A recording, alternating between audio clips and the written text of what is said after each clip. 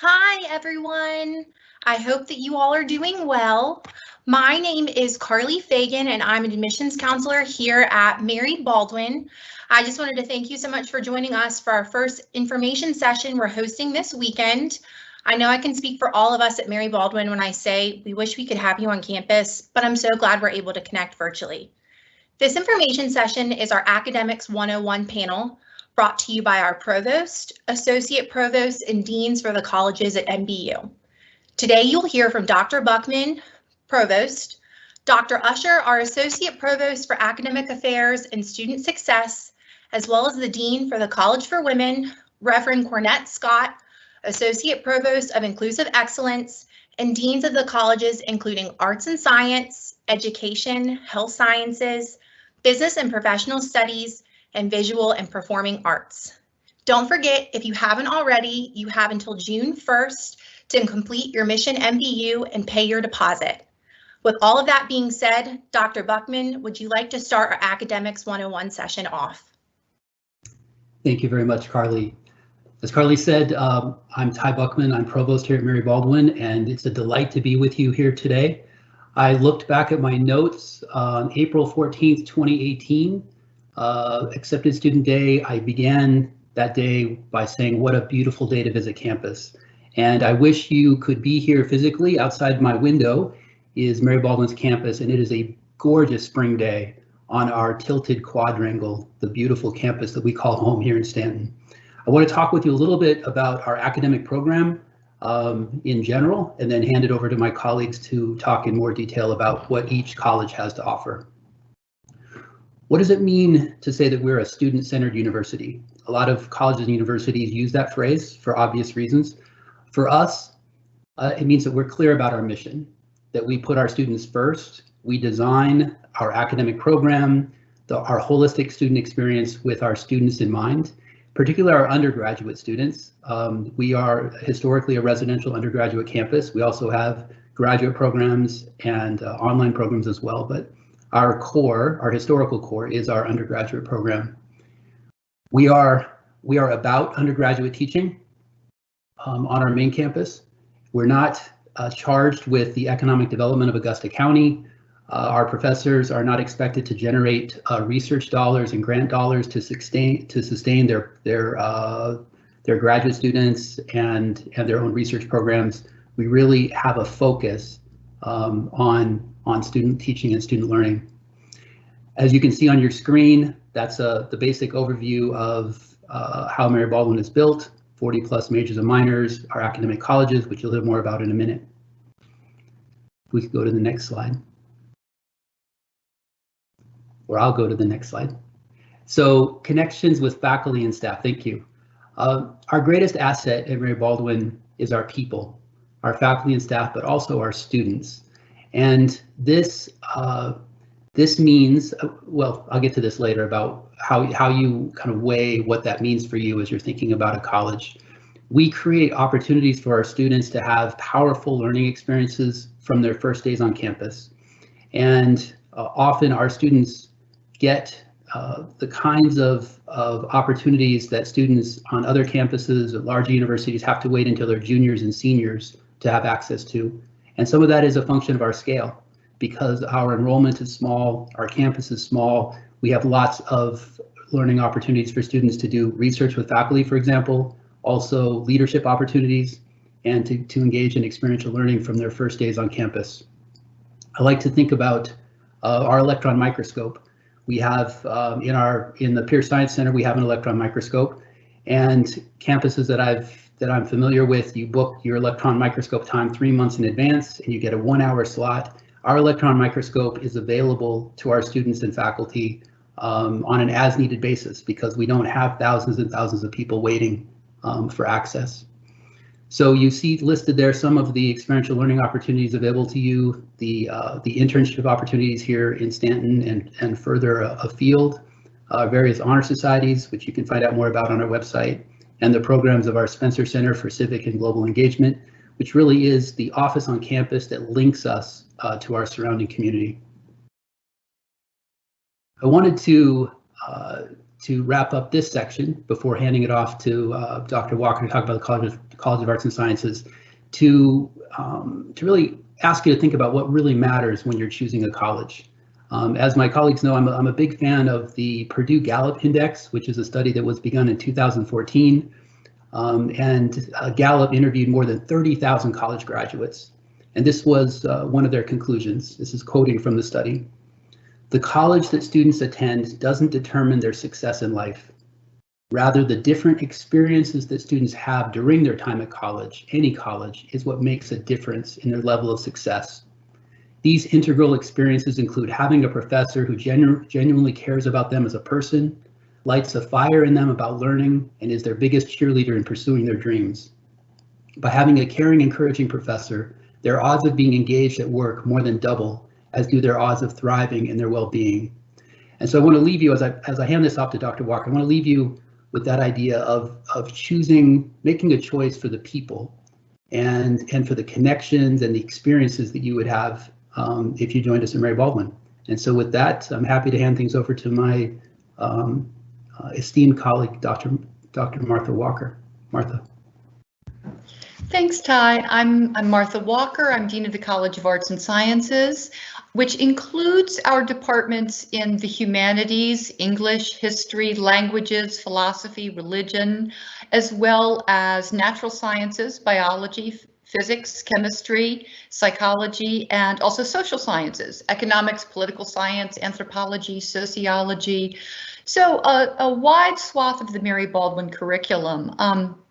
I've spent my career at Mary Baldwin for a faculty member as a long time in French and in women's studies, and in various different administrative roles, including for a long time as director of our Global Honor Scholars program. And one of the things that I learned very quickly in that program is the best ad for what Mary Baldwin does well is our students. So when I was trying to encourage new honor scholars to come to Mary Baldwin, I introduced them to the students on campus. And I'm sorry today that you aren't getting the chance to be on campus and meet with our students, but instead I want to just spend a couple of minutes telling you about a couple of them who are good examples of what the College of Arts and Sciences and Mary Baldwin do well. We have a biology major who graduated last year in 2018, who has spent this year interning at the National Institutes of Health just outside of Washington. And she said when she got into that internship with a lot of other recent college graduates from bigger universities with more resources, because of her experience with the biology department as a major at Mary Baldwin, she knew a lot more about hands-on work with some pretty sophisticated equipment, how she could design and do her own research in ways that people in bigger places hadn't been able to do. She heard, I think, well, I don't know, a month or two ago, fairly recently at any rate, that she's been accepted to medical school. As a matter of fact, she got more than one medical school acceptance, so she had a choice of places to go. So I think that small connection, or that small scale of Mary Baldwin that allows for that faculty connection is important. In a very different vein, another one of last year's graduates was received an honors degree, was elected to Phi Beta Kappa, and finished with distinction in her major in English. She's interested in education and in law. She spent this year at Mary Baldwin getting a master's degree in our College of Education and working on campus, and has been accepted to a number of law schools where she's going to pursue educational law at the Law School of the College of William and Mary. So her experience as a student here, being involved in campus life, now as an employee of Mary Baldwin and also a graduate student working in education, gives her a real foundation for knowing what she's talking about when she goes to study and to practice educational law. So I need to be conscious of the time that my colleagues have, but I just wanted to give you a couple of examples of what Mary Baldwin students can do with their degrees, and their degrees particularly in some of our disciplines in the College of Arts and Sciences.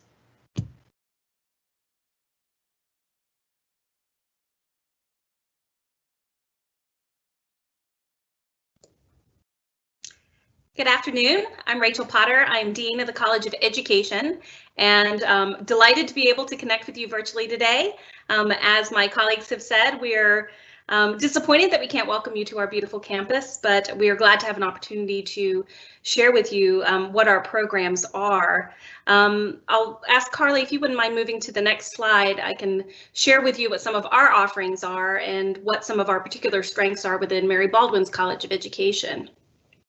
So we do have a couple of undergraduate majors that are available for students. Liberal arts and interdisciplinary studies is a very large major. It includes students who are pursuing careers as teachers in elementary education and in special education as well. This allows them to have a breadth of study across the disciplines, particularly within the College of Arts and Sciences, to help prepare them to be excellent classroom teachers. We also have a relatively new and quickly growing major in autism studies and applied behavior analysis that we have worked on in partnership with the psychology department. We have minors available in education. These are particularly for students who want to be classroom teachers at the middle school or high school level. Maybe, for example, you want to major in biology because you want to be a biology teacher, then that science education minor is for you. That's what's going to provide you with the coursework that you need to get your teaching license.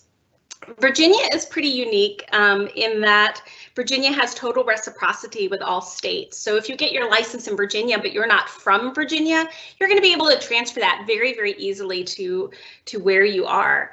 We also have a minor in applied behavior analysis, which we're seeing as being most popular with our psychology majors, but it is certainly available to other students as well. Teacher licensure is the largest department or largest program within the College of Education. You can see here a number of the endorsements that we are able to support for students who want to go into teaching. And then we have other graduate programs as well, and some blended programs for students who early on in their undergraduate studies decide that they want to maybe stay an extra year at Mary Baldwin and leave Mary Baldwin with 2 separate degrees. So they're entering the field already highly competitive because they have that master's degree, and you can see what those options are.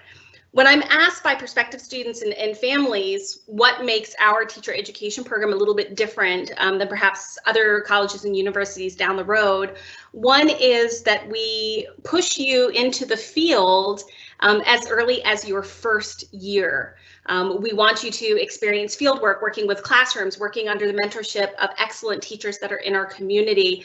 Most colleges and universities that have teacher prep programs reserve those opportunities for juniors, and we want you experiencing that as early as possible.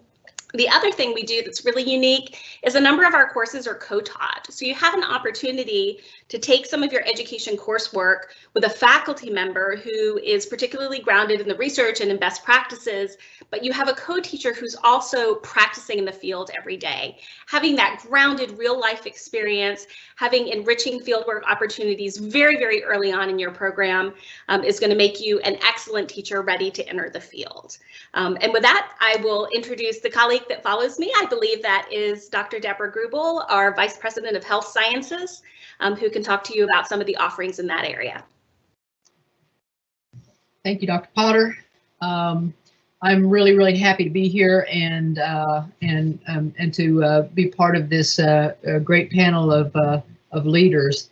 In 2014, the Murphy-Deming College of Health Sciences opened its doors on our Health Sciences campus, which is about 7 miles down the road from the main campus in Fishersville, Virginia. We have about 30 acres of land on a campus with a 50,000-foot building that houses our health sciences graduate programs and some of our undergraduate programs. We do have a plethora of undergraduate programs on the main campus as well.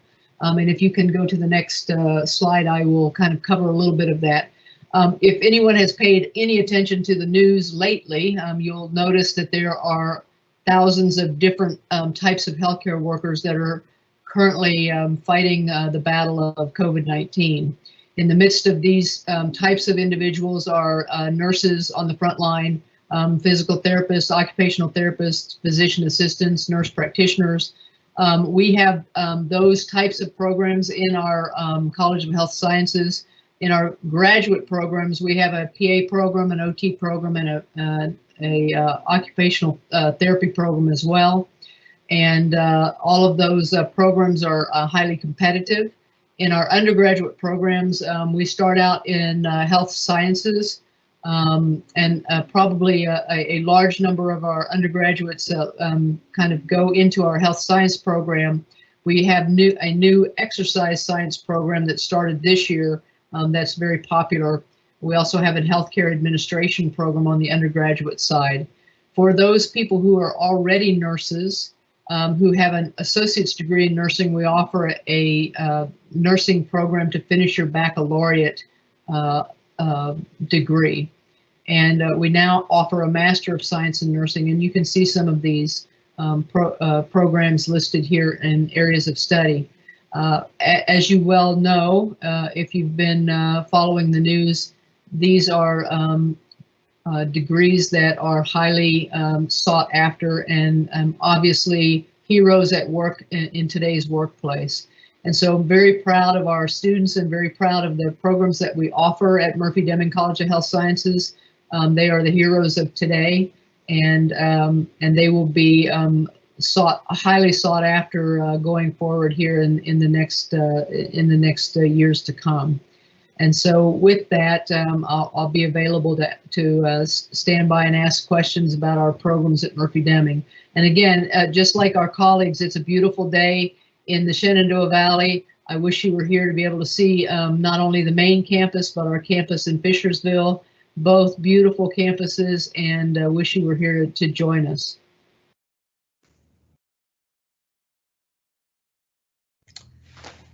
So, good afternoon. As the Dean of the College of Business and Professional Studies, I welcome you to our event this afternoon.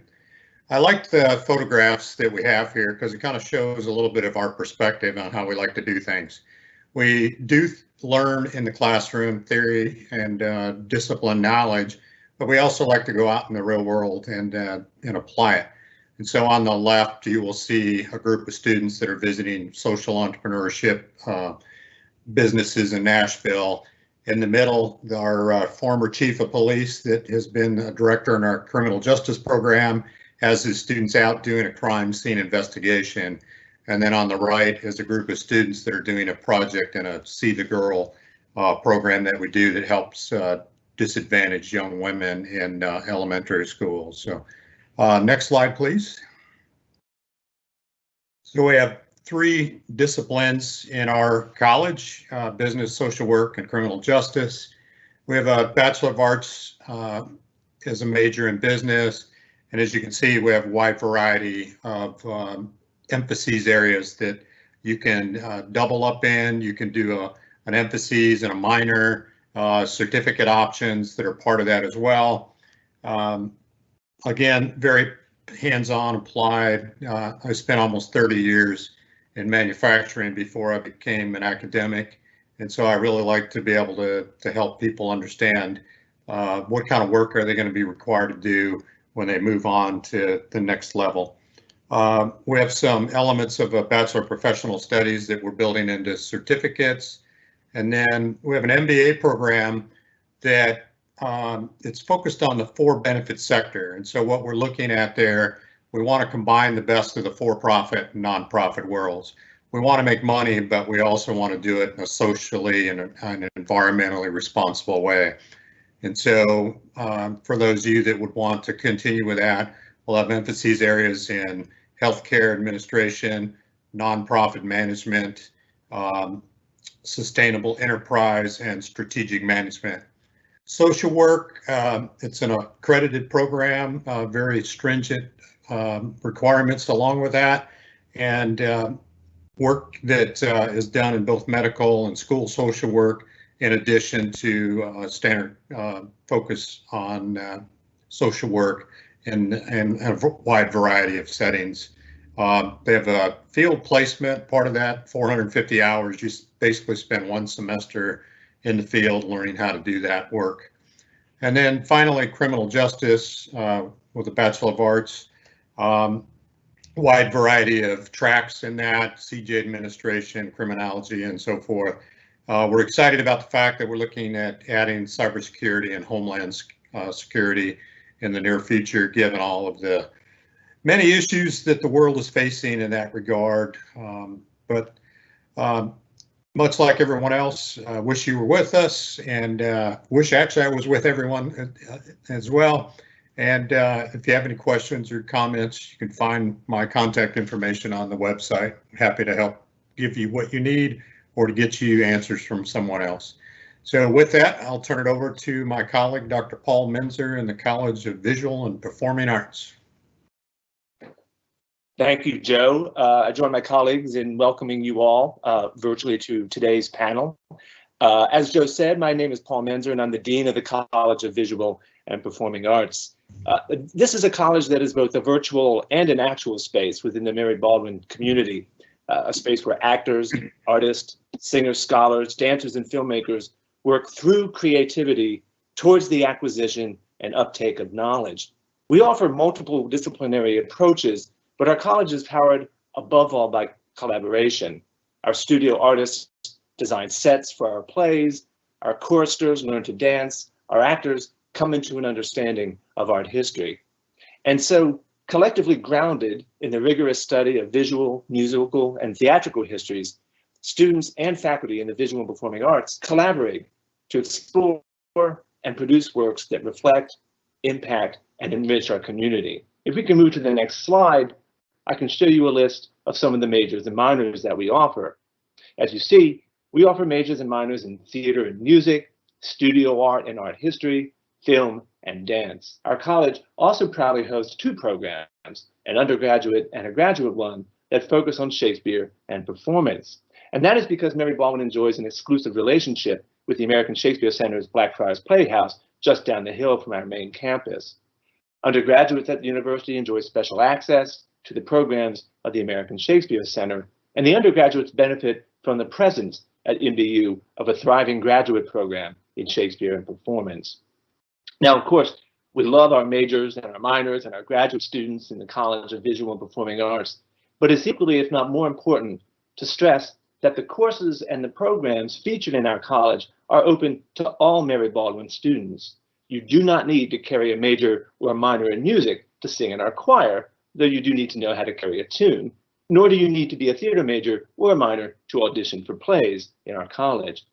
So if your son or daughter has a heart for the arts, but a head for business or medicine, they're still more than welcome on our stages, in our studios, and in our classrooms. The unofficial college of the College of the Visual, rather the unofficial motto of the College of the Visual and Performing Arts is that we know only what we make, and it sounds even better in Latin. By that, though, we mean that at Mary Baldwin, the visual and the performing arts are not just a way of knowing the world, but a means of making it. And so above all, our faculty work every day to ensure that our students make their way in and through the world to lead lives of purpose in a changing world. The College of Visual and Performing Arts at Mary Baldwin is above all a maker's space, and therefore a great space for your student to start making it. I really appreciate your interest and looking forward to taking some questions, and all my best wishes for your continued health. And with that, I'll pass it off to our next presenter.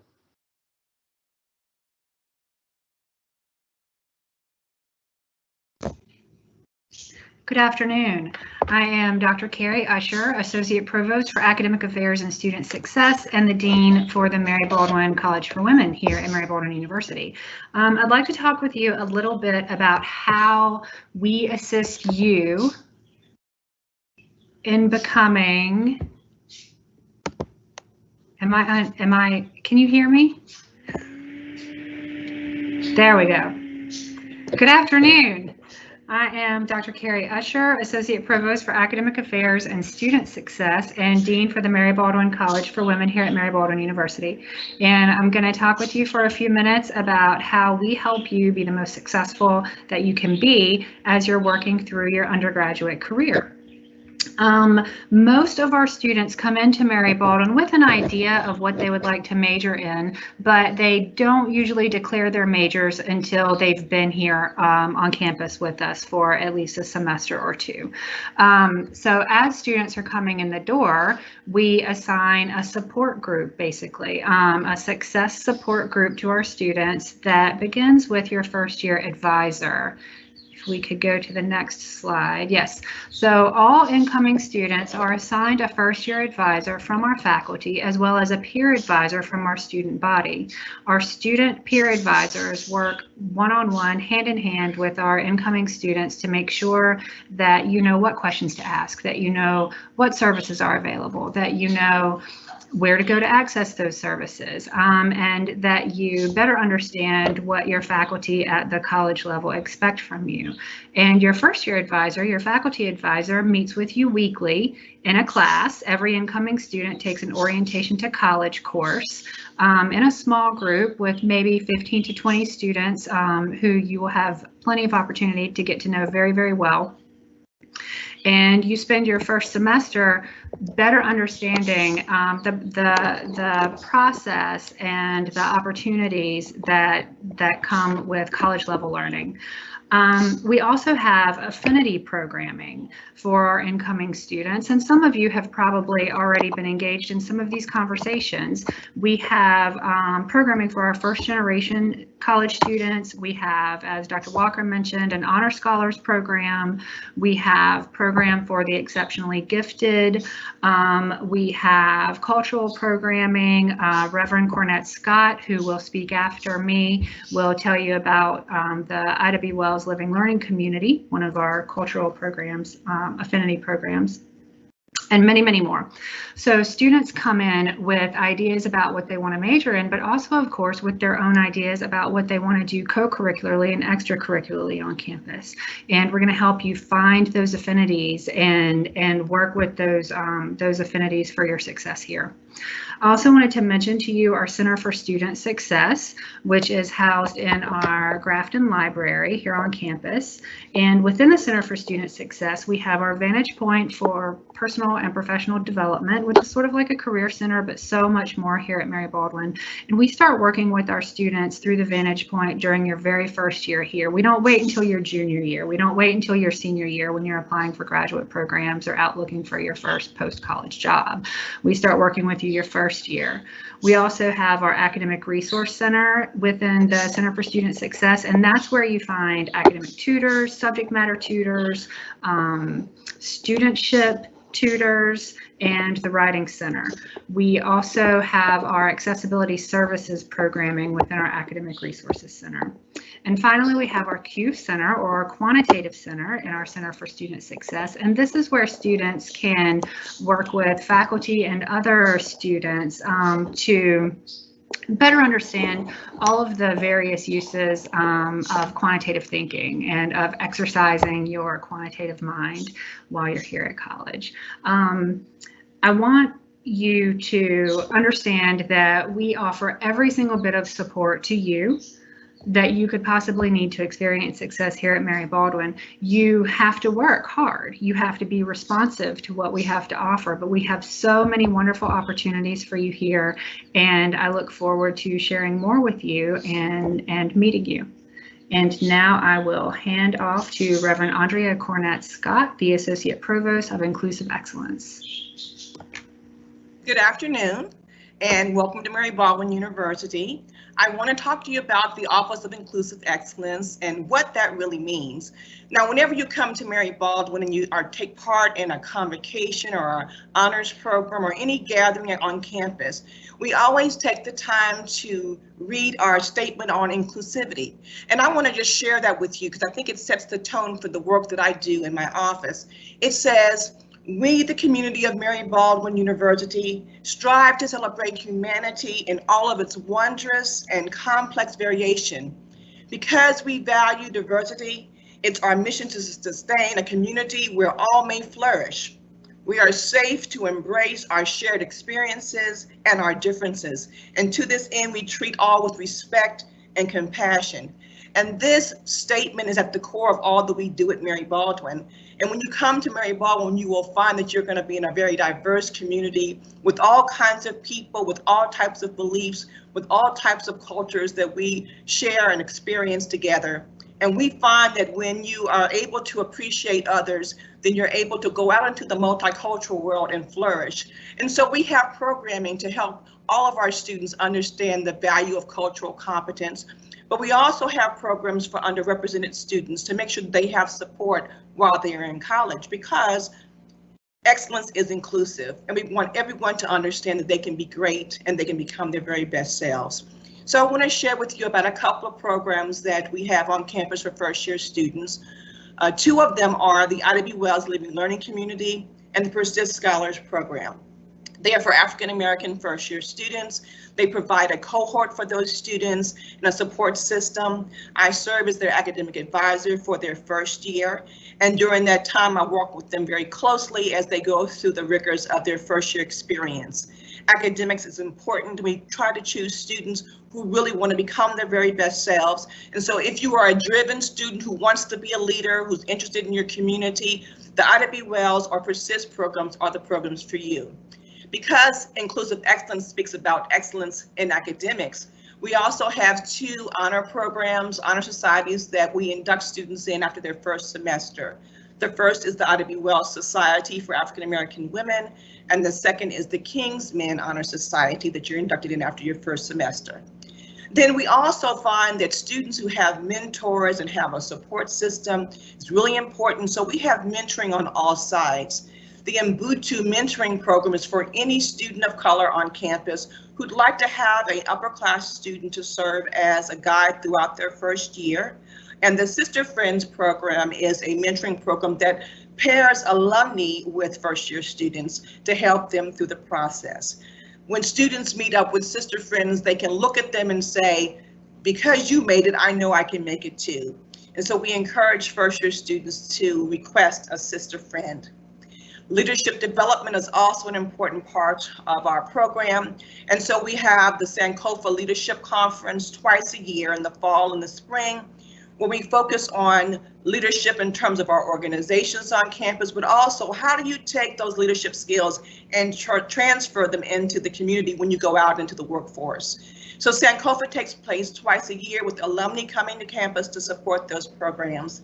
And then we have over 10 organizations on campus that speak to culture and history.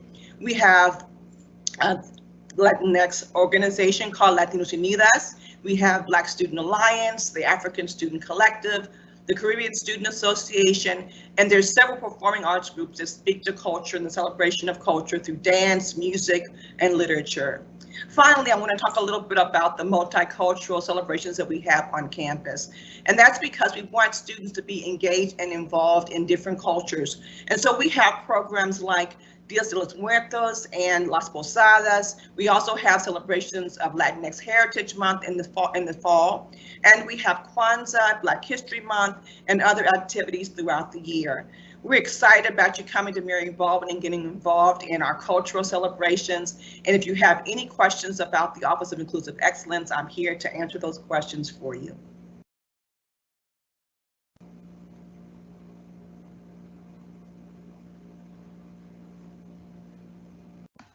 I started talking and my mic was muted, so I am sorry. Thank you so much, faculty, for talking about all of your programs.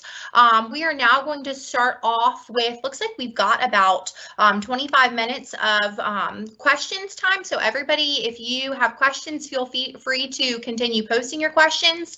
I'm going to be helping field these questions. So Dr. Buckman, I think this first question is going to be best for you. I know it is it's a big question that a lot of students have not only been asking admissions counselors, but I'm sure you have heard this from students who are currently on campus as well. Is there a possibility we will only have online classes next fall? Thank you, Carly, and thanks to my colleagues for their presentation of the academic program at Mary Baldwin, and for following the time restrictions too. I'm impressed. We actually do better in this environment than we do when we're in Francis Auditorium, where it's a little hard to rein us in. So Carly, that is a great question. And of course, I can assure you we are talking about this every single day. I am very confident that we will open our residential program in the fall and that we will have students back on our campus.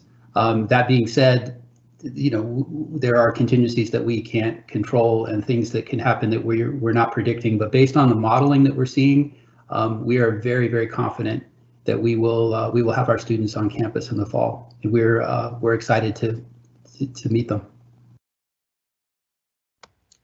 Wonderful. Thank you so much for that. Now, Dr. Sprengel, I think that this is a great question for you. How soon will the cybersecurity track for the criminal justice program be available? At this point, it probably looks like it'll be about a year from this fall before that would start.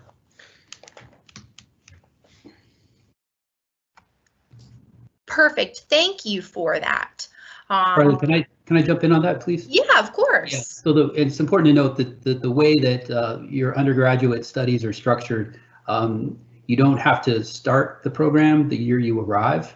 So if it's available the following fall, you would still graduate on time and you could have that certificate. It just wouldn't, you would be taking other courses your first year. Great, thank you so much for that, Dr. Buckman. Now we have another question. I think Dr. Potter, this is a great question for you. I know I actually get this question probably asked once a week by students. Can I get my master's in education after I complete my undergraduate degree? Thank you, Carly.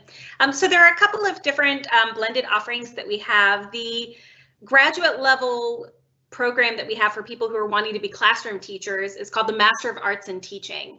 And that one is available with that +1 year. So by staying an extra year at Mary Baldwin, yes, you can leave with your master's degree. We do sometimes have students, though, who complete their undergraduate degree, don't select that option, and then say, you know what, I want that extra year experience. I want another degree, a graduate degree, and we have offerings for those as well. Some of our graduate offerings are for people who are entry level, starting their careers as teachers. And then we also have programs for people who, many are alumni, who come back years later after they've been in the field to enhance their skills by taking some more advanced level graduate programs as well. But yes, they can move straight into that as long as they meet the program admissions criteria and have a drive and passion for teaching. Wonderful. Dr. Usher, can you tell us a little bit about the College for Women? Absolutely. So the Mary Baldwin College for Women is, I'm making sure that my mic is on. The Mary Baldwin College for Women is a community of like-minded women on our campus who decided, along with the larger university a few years ago when we went co-ed, that we wanted to continue the legacy of the Women's College, which is the Mary Baldwin history. So our Women's College students are in the same classes, they are in the same activities, they are in the same co-curricular events as all of our other students, but they have the benefit of living with and working with a community of women who value women's voices, who value women's empowerment, women's leadership, and who are very passionate about exploring that with themselves, as well as delivering that type of focus and education out to the larger community. Great, thank you. Dr. Grubel, I think that this is a great question for you. Are classes for the undergraduate exercise science program held on main campus or at Murphy-Deming Science Center, or both? Currently, they are being held on the main campus. We have opportunity to get our main campus and our campus at Murphy-Deming intertwined a bit, and so we try to do some of our research on both of those campuses. And so we do like to get our undergraduate students in the exercise science engaged with our graduate students. Great, thank you. Now, this could be a great question for Dr. Buckman or Dr. Usher, so you guys can toss a coin in the air and pick. Can you tell us a little bit about Gen Ed requirements and how many there are? I usually give that question to Dr. Walker. So Martha, you want to jump in? I would be happy to. The Mary Baldwin Gen Ed program requires about, well, 39 hours of course credit, which is, but some of those, but that's between 10 and 15 courses, depending on how courses are chosen. So you have an advisor with whom you work who gets you through those courses that cover our building blocks in the liberal arts, some work in the humanities, the visual arts, and sciences, natural sciences, as well as social sciences, so that you have all of those problem-solving skills from across various disciplines, as well as strong skills in writing, quantitative analysis, public speaking, and examination of diversity in the US and gender roles, so that there's a core of courses that most students take in their first year or two as they're beginning their majors that helps them fulfill those requirements. Thank you. Carly, can I jump back in? And it's possible, I should say too, that it's possible that some Gen Ed courses are also courses in the major or in a minor. Great, and Dr. Buckman, take it away. Thank you. So just following up on that, to think about how your general education curriculum fits in with your total undergraduate experience, it takes 120 credits to graduate and to walk across the stage and to receive your diploma from Dr. Fox on a May day. And so our general education curriculum provides a foundation for all of our Mary Baldwin undergraduates, but it also leaves enough flexibility that we have most of our students have additional minors, some of them double major and have minors. And I like the metaphor. Let me see if I can get this on my screen here. Can you see that there? That is a Swiss Army knife. I like that, thinking about what it means to head into a difficult economy with a lot of unemployment. The ability to prepare yourself for multiple career options is something that is afforded by our curriculum and our academic advising. So students can have a psychology major and a philosophy minor and an art minor or an art major, and they can choose to present themselves to a potential employer with any combination of their academic specializations that they choose. So you end up not only with a well-rounded liberal arts graduate, but also a young person who's entering the workforce with more opportunities. And we don't actually distribute Swiss Army knives, but if you come see me, I let you borrow mine anytime you need it. Perfect. Well, then kind of going off on that, do you then think it is better to double major within the same field or kind of spread yourself, across different fields? I like that question. I would like to put that to one of the deans who hasn't had a chance to contribute yet. Yeah, maybe Dr. Sprangle, that's a great question for you. So I would say yes. And a lot of it will depend on what you think you want to start to do. So I would encourage students that want to be med students to maybe take a minor in business, because as they go through med school, they're not going to have time, excuse me, to learn about the aspects of business, but generally they get thrust into an environment where they need to understand that sort of discipline. I think it's, and I'm somewhat sounding self-serving here, but pretty much anywhere, having some knowledge of business would work well with a theater major or others. If you're in sciences, I can see where it would be beneficial to work both from in a biology perspective, but maybe in something in health sciences, for example. And so the more tools you learn, the more understanding you get from learning from different faculty members in different disciplines, I think the stronger an individual you're going to be when you go on to whatever is next for you. So I'd like to jump in if I. Hey. Oh yeah, go ahead, Paul. Sorry. I'd just like to jump in and double down on what Dr. Buckman and Dr. Sprangle have said. I mean, to extend Ty's metaphor, you know, on your Swiss Army knife out in the job market, you may not want two knives or two blades. You want one blade that will cut string and one that will open a bottle of wine. And so if we think about majoring outside of your fields, that might mean a biology major and a minor in learning to play the tuba or something like that. And so this kind of diversification is what these various colleges allow you to do. And of course, you can move seamlessly across the university, taking courses in various disciplines and even double majoring between divergent disciplines. I'll just add to add to my list of student stories that we have a biology major graduating this year who's been accepted to an Ivy League veterinary school for the fall. But she's also a French minor, and she was taking a class with me to improve her spoken French, and also did an independent study because she really wanted the same facility with scientific vocabulary in French that she has in English, so she could put that to work into her professional life. And it also allowed her to pursue some of her interest in other cultures and other places. So I think that very different kinds of majors and minors can be really good accompaniments, and students find interesting ways to work with them. I definitely agree, especially somebody who, you know, I just graduated from college, so I completely agree. Dr. Menzer, I think that this is a good question for you. Can first-year students audition for plays, or is that reserved for upperclassmen? You know, I love that question because it allows me to speak to one of the things I like best about Mary Baldwin, which is the intimacy of the scale. About 1,000 years ago, I was an undergraduate theater major at the University of Maryland, which is a marvelous university, but a very large one.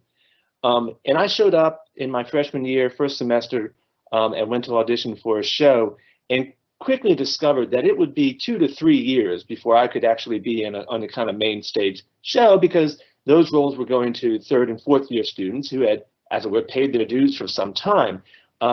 Fantastic universities, but those universities at that scale don't afford the kind of opportunities from day one that a place like Mary Baldwin will, which is to say a short version of an answer to that question, which I don't specialize in short answers, but the short answer is yes, absolutely. First year students, and even if they're not majors, can come and audition for shows and in fact be cast in them.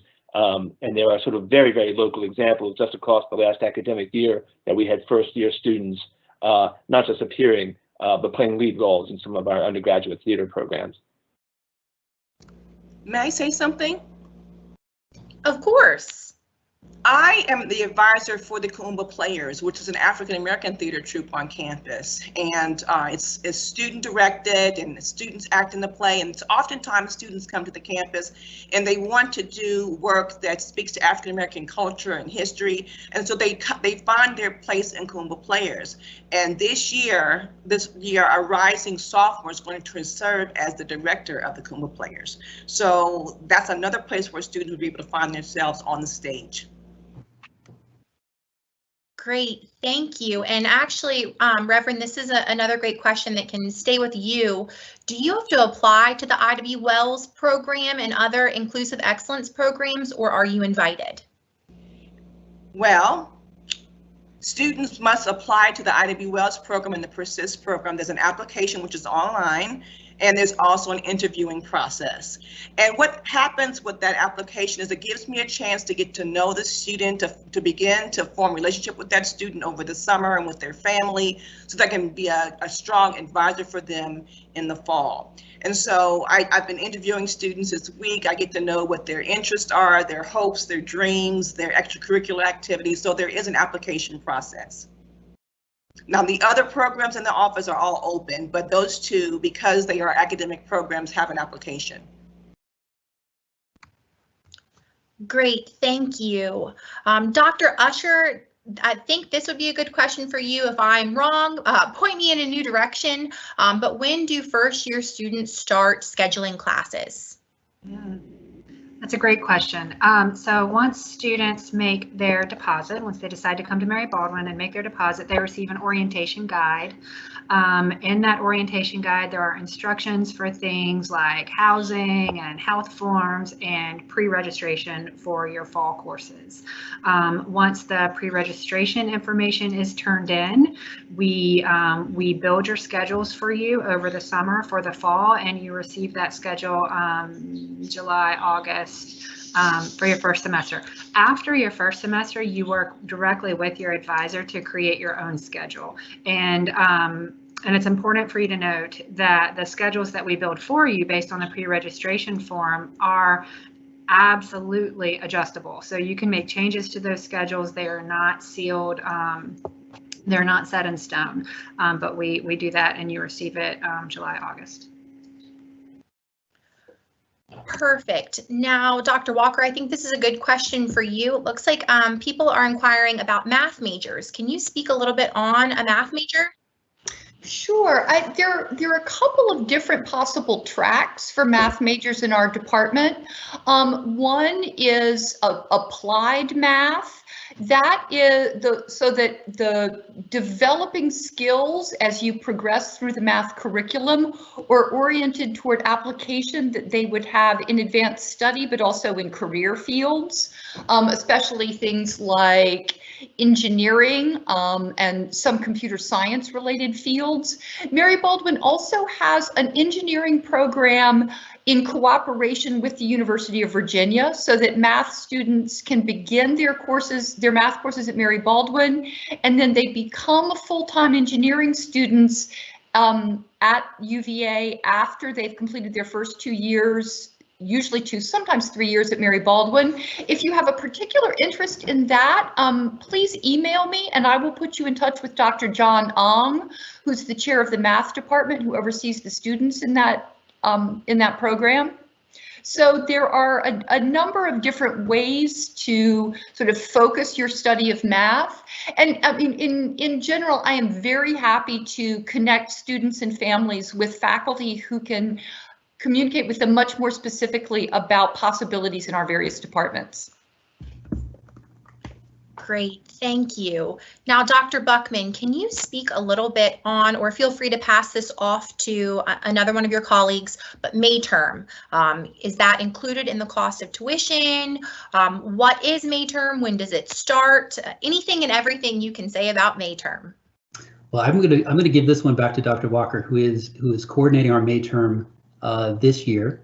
And so go ahead, Martha. Well, sure. Let me say really quickly that typically what May term looks like at Mary Baldwin, it starts right about now, actually at the end of April. Don't ask me why, that's too long a story. And it allows students the opportunity to take a single course in a compressed and intensive period of time, about 3 weeks. So at Mary Baldwin, we use May term for experiential courses, for the kind of courses that you can't easily do in a regular classroom over the course of the semester. That may mean field biology or ornithology. It might be a study abroad trip. It might, in my case, once upon a time, it was a chance for French students to perform a play in French so they could focus on learning their parts. Now, obviously, this year has been different. And so this is our first May term online.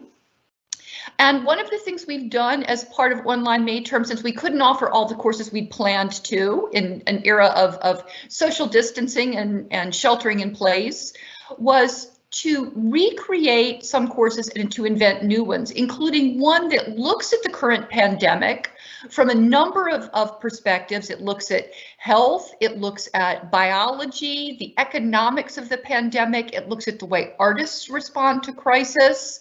I did a unit as part of that course on literature of plague and a particular example, and why and how storytelling becomes important in different ways.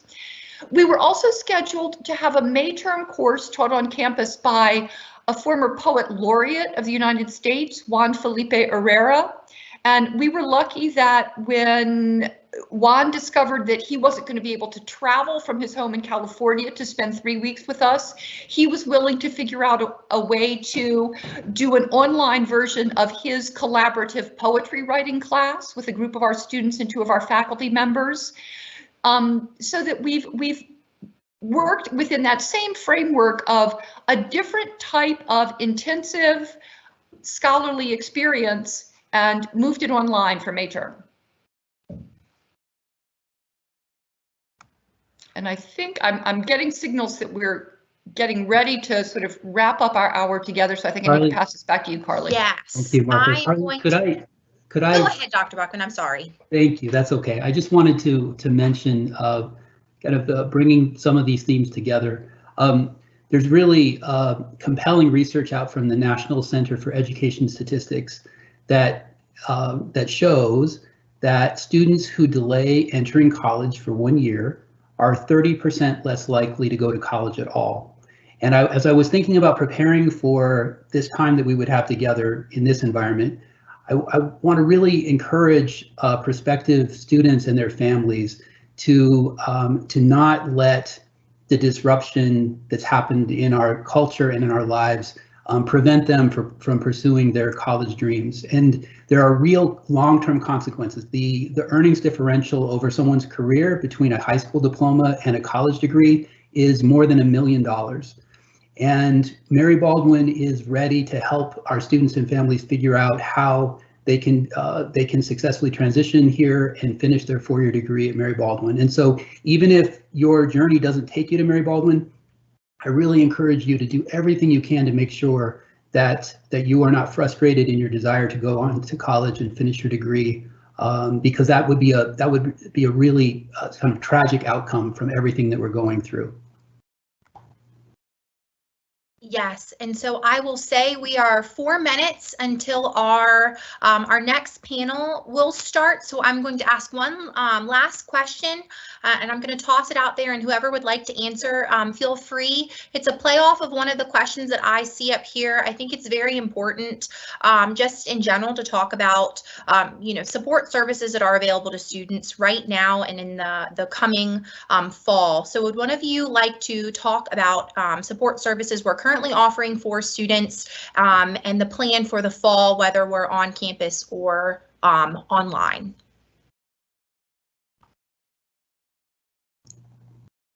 Carrie, that would be good for you. Right, so I'm assuming that the question is regarding academic support services. And I'm glad that you asked that question, Carly. It's very timely, obviously. I mentioned our Academic Resource Center earlier, where we have our subject matter tutors and our writing center and those sorts of options. We are also offering the exact same tutoring online. So all of our students currently who are in online courses are also utilizing that tutoring system.